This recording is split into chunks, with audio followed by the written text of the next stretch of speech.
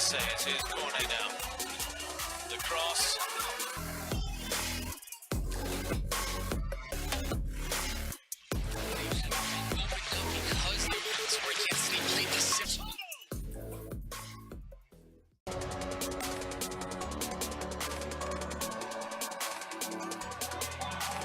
Gasset, it is corner now.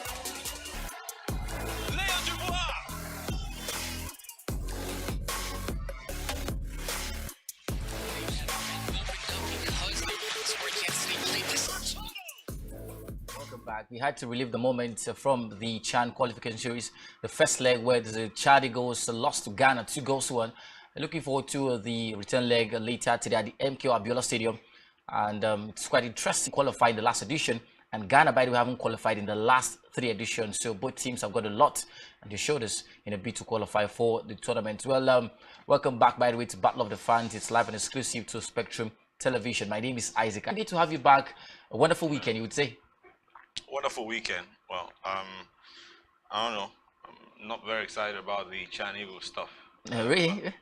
I think we should just get a conversation rolling from the Chan Eagles. The story is that they walk a very tightrope, in the bid to qualify for the Chan tournament. Remember the story?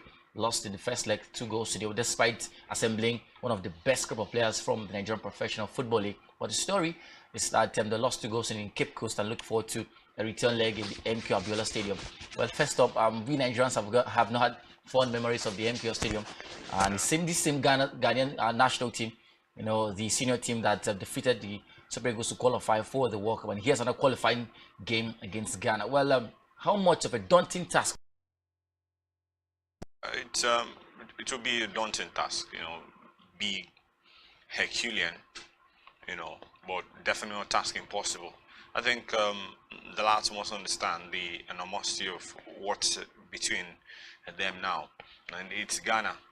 Ghana are rivals by every stretch of the imagination, and a lot needs to come into play. We're talking about pride at stake here. We're talking about bragging rights beyond just the football results, which we desperately need if we're to be a part of the China Championship next year, 2023 in Algeria. Can they do it? I think they've got the quality. It's in their hands. The boys in their court now, despite trailing 2-0. I'm not sure it's the worst results to have from a first leg game heading into the second leg. Well, could it have been better? Absolutely yes, but we can't keep crying over spilled milk.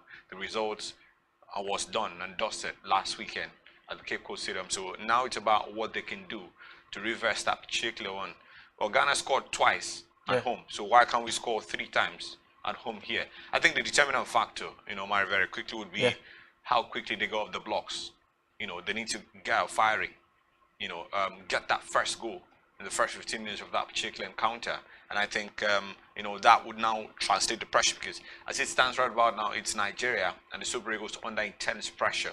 They don't want to. The Ghanaians will be very happy to sit back and soak in the pressure and potentially look to catch them on the break. And I think substitution would also be key and critical, because we're expecting a high intensity game from the blast of the whistle. And then you can't quite see what's the physical level of all of these players that will be starting.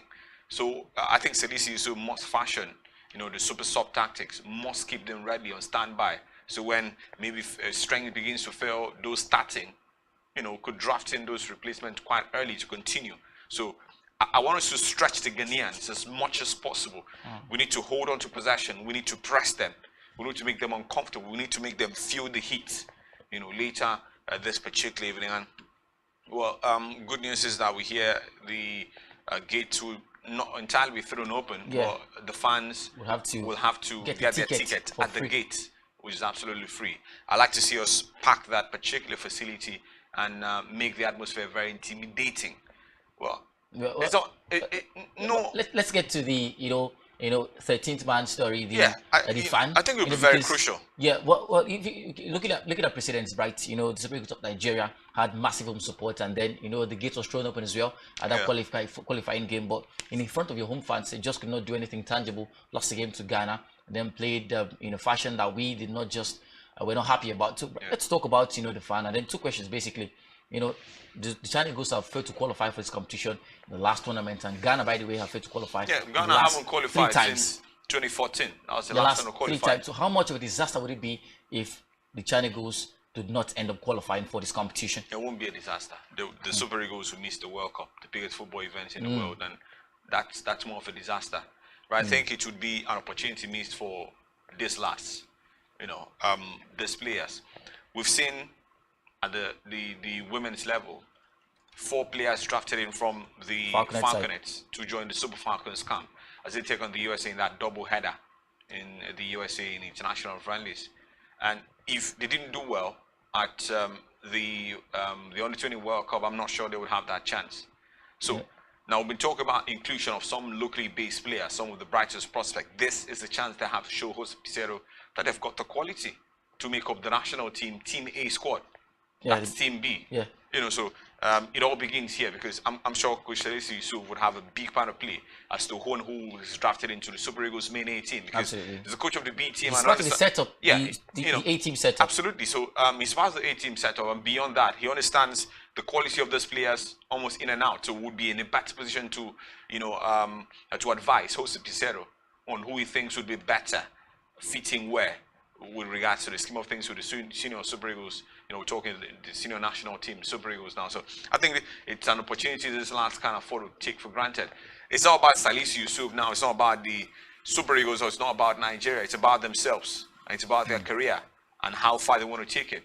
So if they want to play maybe in future World Cups or future African Cup of Nations, it all begins here in this particular tournament. So they can't afford to play with this. Qualify for Chan. Jose Pizarro will be looking at Chan as well. So some bright prospects there.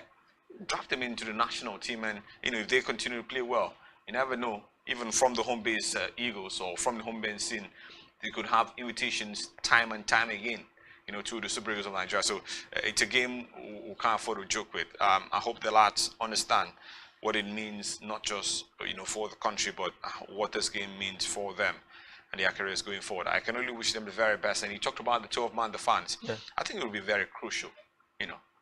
I would like every touch from the Ghanaians to be met by boos and jeers. I like that. Well, how much of a psychological problem would that be for the Ghanaians? I think it- judging from the fact that they're going there with a cushion, a 2-goal cushion, and then the objective is just to go there, hold your own down if possible. An early goal and unsettles stay. them. An early Yeah, goal from basically, Super Eagles unsettles it them, and does. then that comes in as well. And Yeah. let's say the Super Eagles play well, that would be a lot of pressure. So you don't know what you're battling or who you're battling against. It's not just a battle on the pitch of play. It's about a battle. From the fans, the external factor as well. So you're feeling the intensity of the heat on the pitch and what you're hearing. It gets into your head. As human beings, psychologically, you can't say it affects the entire team, but there will be weak links in that team, and maybe a position they're not doing so well, or certain players, having a bad day in office, will put pressure there. So every single touch met with jeers and boos. That's how it cracks in. Yeah. So you get that weak link, and then that could just be our way in. Well, basically, I hope this works out just as bright as capturing. This is a chance for the home-based boys to, give a good account of themselves heading into, a chance to feature for the Super Eagles 18. Looking forward to, how much of a quality they would showcase, not just Nigeria but Africa in a bid to qualify. Like I said, they work in a very tight rope, but it's not entirely very impossible for these boys. Wana joins the conversation virtually this morning. Let's see if we can connect to Wana quickly. Well, good morning, Wana. How you doing, by the way? It's a great morning. I'm doing great, man. Thank you, Marijan. How are you doing? All right, so let's get into the conversation. The Ghanaians, we've talked about the Super Eagles B team and the quality they have, and then the fact that they need a lot. They need to do a lot to qualify for, the Chan Eagles, the Chan tournament coming up later next year. They've got everything in their disposal, fan support, home support, and all of that. But let's talk about the Ghanaians, because we cannot entirely discredit their efforts. We cannot entirely, rule them out in this particular competition. Judging from the performance from the first game in Cape Coast, what do you think the Ghanaians will bring into Nigeria that would unsettle the Chan Eagles? I mean, if you won the first game, it's only fair if you do the same thing over and over again. The first half was fairly equal. Even Nigeria attacked, Ghana attacked. Nigeria defended well, Ghana defended well. But if you see the second half, as it started, when the Ghanaians attacked, there was so much promise in the attack over and over again, and Nigeria was struggling. The keeper was out of his game that day. He was totally out of it. I don't know what the defense line was doing, but that should not repeat itself. in this game, in this fixture, if they are hoping to overcome the 2-1 deficit they suffered a week ago. Because seeing as they played, the midfield of this Nigerian team needs some work in it. They need to change something. The attack was so flat that the Ghanaians could predict everything they did over and over and over again.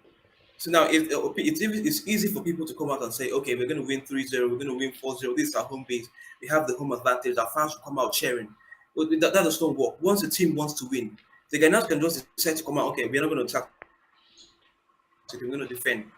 It's all down to Nigeria to show that they can play this football, that they can break down the side as good as this Ghanaian squad, because they've already defeated us already. We can't lose, we can't go out of two major tournaments to one side. It's not going to be a great look on this Nigerian team, because these are supposed to be the future of this Nigerian squad. And if they cannot pull up a victory, I don't know when, I don't know how they'll be able to do it in another time. All right. So when I'm still talking about the game that comes up later today, you saw the game yourself in the first leg last weekend. Now we had this conversation a couple of days ago on social media. Now with the loss, what should be done differently as the boys take on Ghana later today? What should be done differently from a tactical perspective and from a personal perspective? I mean, changing the players won't solve anything, because those players are actually great players. They've played great football over and over again. It's all down to the formation. You change the formation, you change the way they attack, because the attack was so passive. If you're playing a 4-4-2, you should know that, okay, your two wide midfielders should be ready to go forward and attack and be ready to come back in defense. If you saw the second goal very, very clearly, the number 3 was left isolated when the cross came in. And that's how the goal started. And the defenders were completely out of it, lack of communication. So now the coach has to decide to change the formation, or to tell the player that you're playing this game not just for yourself, but for your country, for the nation, and you should put in your best performance. You change, okay, maybe try a 4-4-3, play a pivot number 10. The number 10 that you know, okay, in this squad, this guy is creative, he can do everything. Off the ball comes from him. Every attack starts with him. You play that number 10, you play him that number 10 with a 4-3-3 attack, and the Ghanaians will know what hit them. That's simply basic. You change the formation, change the tactic, because if the old tactic never worked against this Ghanaian side, okay, Nigeria managed to score 1 goal. Yeah, they scored the goal. Now they need 3+ goals in this game. If the plan is they should get there and they should score the first goal.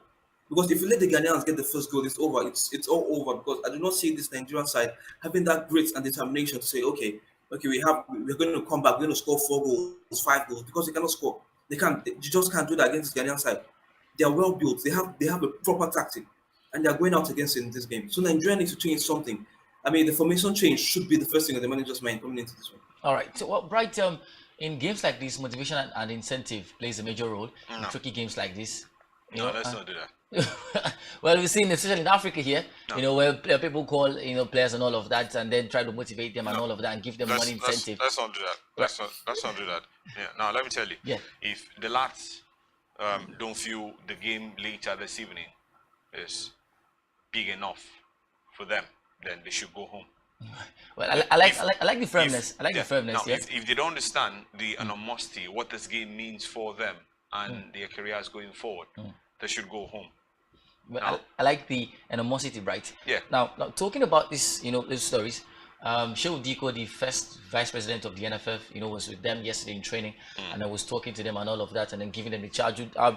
Get to hear what Shehu Diko told the players. But before then, Bright, we're talking about the fact that you were saying, that we should throw, the theory of motivation out of the window. I'm not saying motivation. Now, when we talk about motivation here, more often than always in Africa, it means It's a money. different thing. Yeah, it's money. So it's about naira and kobo. Yeah, money. It's the same thing when we talk about lobbying. In Senate climbs, lobbying is about ideas. It's about superior idea, superior argument that takes the day that wins. But when we talk about lobbying here, more often than always in the Nigerian context, it's about how much Ghana must go, so you're dragging in. So motivation here, Shehu Diko is talk to the lads. Go out there, psych them up psychologically. I think the best they can do for them is to tell them, well, be rest assured, your allowances and bonuses will be paid promptly, or maybe paid before the game. Yeah, some motivation. Bonuses and allowances. Now that's money normally due them. Money that here in Nigeria would take maybe decades to get. That would be enough motivation, and then psych them up, psychologically. Get them to see what this means for them, what this game means for their future, what it means for their family, what it means for their career as footballers. I think that's enough motivation. Let's not go dragging backs here. because it will be distractions. We've talked about that all the time. Yeah. We saw the Super Eagles. You know, they were promised heaven on earth Yeah, to qualify for against the Ghana. competition. Yeah. Did they qualify? Absolutely not. We've seen, yeah, we know how that plays out, what part it plays. We talk about motivation, especially for, you know, an impoverished country like Nigeria, where you look at, you know, how people are struggling to make ends meet every day. And you look at and then the these fact lads. that these boys These are lads playing are in Nigeria. locally based. Yeah. You know, how much money do they have? The season is over. Season ended for them. How many of them are on salary? Are they getting paid regularly? You know, how many of them are sure of, you know, leaving the trenches? Now, you know, so now that's got to be motivation. Yeah. You know, that was just an aside. I think that's enough motivation. Let's not go dragging it back. You know, the lads must normally understand how big this game is and what this game means for them. I think if we get Jose Pizarro to talk to the lads, Yeah. you know, virtually, if it's Yeah, he not was around, there in training 2 days ago. so that would be massive. You know, Jose Pizarro there in the stands. That would be motivation. So the lads understand, well, I've got a Super Eagles manager watching. I could have a future in the national team. Now that's motivation.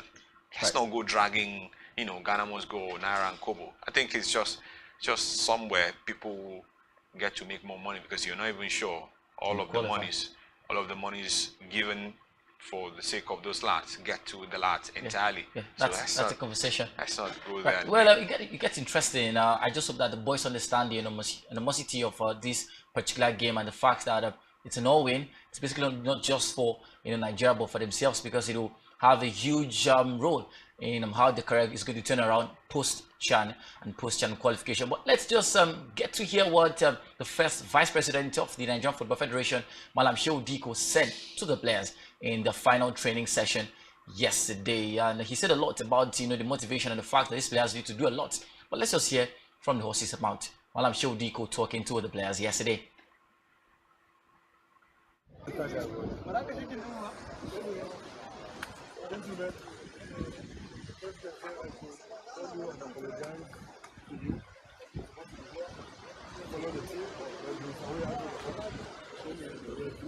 Costa Rica for the final of the FIFA World Cup and it's a year back. Stop. But I'm here on behalf of the Federation to wish you well. I apologize for any difficulties that have happened in this camp. Let's tell you that we are firmly behind you. We are praying for you. We are supporting you for life. To remind you that I'm the chairman of the NPFL. You guys are representing over 800 you have to pray and die. Do whatever you can do to make sure we recover this match and do what we have to do. Because you're not playing for yourself. You are playing for the integrity of your fellow colleagues in this league, who are playing this league, so that people will respect what we are doing, people will know that we have the quality. Even though we have the quality. You see, Bazero is here. To best of the quality. Mistakes in Ghana is football. Tomorrow, it's not a game here. Just remember, don't worry about it. Whatever is the issue, don't put it behind. Let's recover the result, then we can come back and see what we can sort, what we can do. All right, to the first vice president of the Nigerian Football Federation, Malam Shehu Diko, reechoing what we've been talking about lately, that these boys have to not just play for the country, but for themselves and for their footballing career. And Brighter could cite a United goalkeeper who's doing Kwara United, Adewala Adeyinka. Could also cite Maurice Chukwu, also in the stands there. But let's talk about personnel and quality heading into that particular game, as we said to switch conversations. Do you have any names of players that you would want to see start in today's game later? Well, I'm not sure that's my job. Yeah, I'd allow Salisu to worry about that. He knows them better. Yeah, he does. He's seen them in training, and some of those lads has seen them play over time here in Nigeria. But having assessed the level of the lads in terms of physical shape, match fitness, in terms of how they played in training, build up to this particular. I think it's the best man. It's in the best position, basically, to make adjustments. All right. From the first game as well. Am I expecting changes? Absolutely yes. Absolutely yes, especially midfield. I won't call names, but I would expect some fresh legs to get in there. I thought, we did better in the last 20 minutes of that particular encounter. Had a good first half. The second half started quite rocky for us. Consider a penalty. Deola Dinka was under so much pressure. We've got to put ourselves out there. We've got to be the first to every second ball. And every loose ball we should be at the end of it. We should be chasing, snapping heels. We can't afford to be strolling. It's not a game I expected Super Eagles to just walk in there, control the tempo of the game, do what Jorginho does with Thiago Silva and Koulibaly, stroking the ball side to side. I like to see forward passes. Let's put the Ghanaians under real pressure. I like to see real intensity. As I said earlier, I don't want the lads to be walking about. It would make no sense if you have 70% of possession and you can't get a goal within the first 15 minutes of that one. Because I think, as I said earlier, how early we get off the blocks will determine whether or not we could get, that goal. Let's get the first goal early. Put the pressure on them. If we can get 2 in the first half, then, the second half, the Ghanaians, I'm sure, will want to come out a little bit, and play. When they come out, they leave spaces. But again, I think there's got to be some tactical balance to a game. While we're emphasizing on getting early goals, we can't afford to forget the fact that a goal for the Ghanaians means we need to score 3 to stay in the game. In fact, we need to score 4 because now they have an away goal, and that counts for them.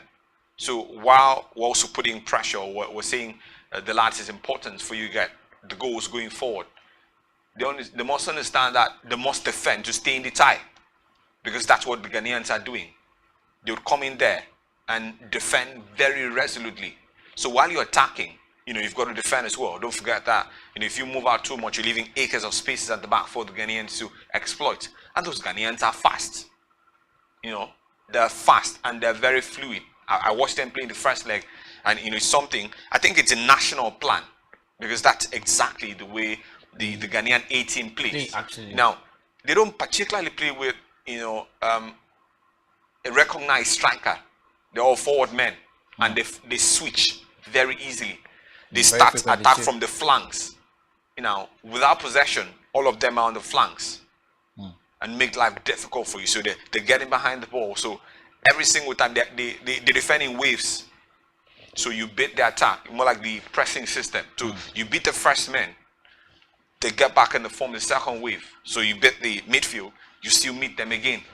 So it looks like you're playing against 24 players, because every single time you got on the ball, you see the same faces. You'd see faces, regular faces, and they make life difficult for you. Yeah. Without the ball, those guys drafting into the middle, they form those extra bodies and extra numbers.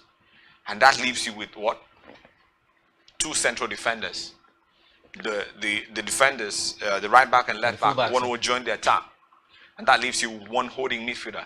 You lose possession there, you'd be so shocked how quickly they swarm, to you like bees.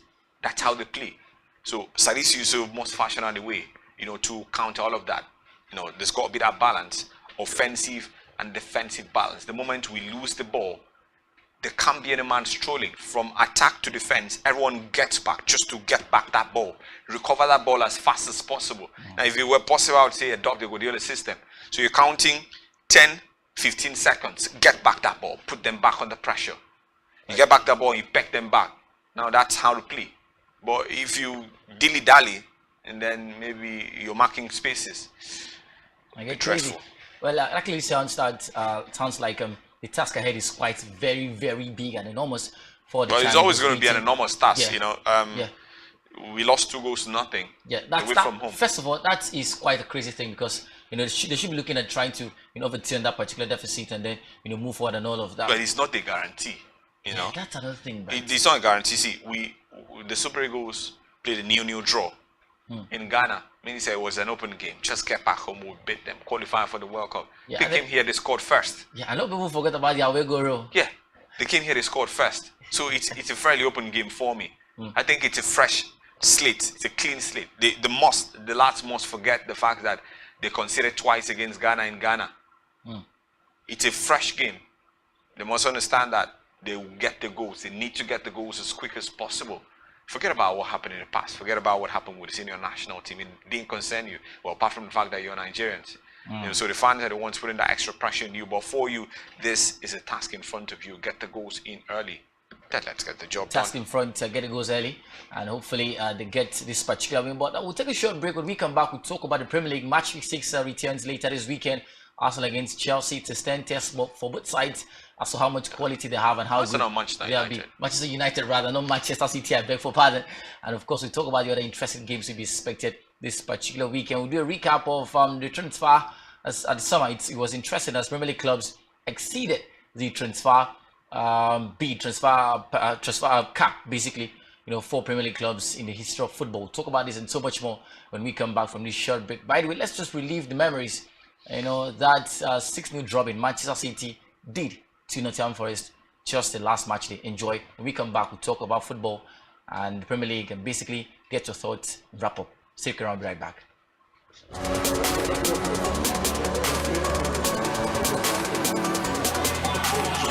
Say it is corner now. The cross, back post. Dubois is there, straight back in. Oh, it's a goal! Leo Dubois.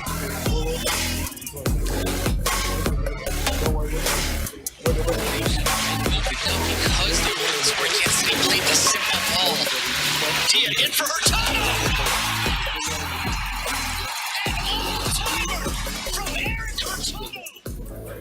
So there was no time to dwell on the spectacular comeback win over Crystal Palace, as the Blues are now in the midst of a run of games every few days. With the Champions League beginning next week, City know that the new season is well and truly up and running. The luxury of a full week's preparation between matches is now over. From now until the World Cup intervenes, City face